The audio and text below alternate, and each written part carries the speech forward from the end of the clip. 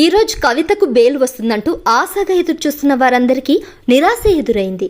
కవిత bail పిటిషన్పై supreme court ED సిబిఐకి supreme court నోటీసులు జారీ చేసింది.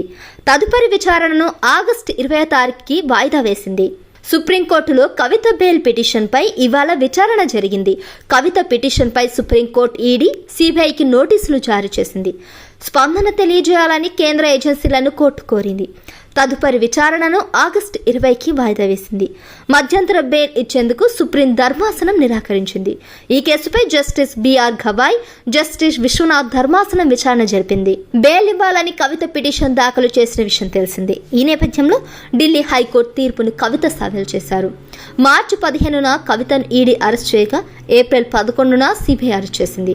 ఇక కవిత తరపున న్యాయవాది ముకుల్ రోహత్ కి వాదనలు వినిపించారు. 5 నెలల నుంచి ఆమె జైల్లోనే ఉన్నారు. ఢిల్లీ మధ్య కుంభకోణం కేసులో అరెస్ట్ అయి తీహార్ జైల్లో ఉన్న బీఆర్ఎస్ ఎమ్మెల్సీ కవిత బెయిలుపై ఆశలు పెట్టుకున్నారు.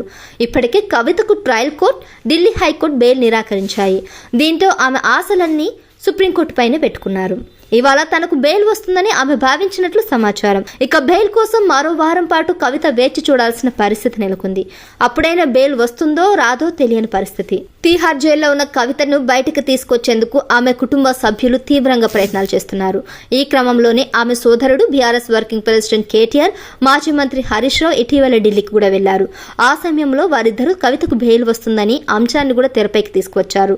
త్వరలోనే బెయిల్ వస్తుందని ఎన్నో ఆశలు పెట్టుకున్నప్పటికీ కోర్టులో నిరాశ ఎదురైంది. మళ్లీ 20వ తేదీ వరకు వేచి చూడాల్సిందే.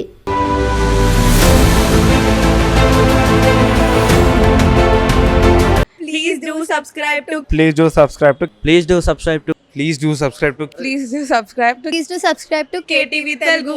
KTV Telugu. KTV Telugu. KTV Telugu. KTV Telugu. KTV Telugu. Please do subscribe to KTV Telugu.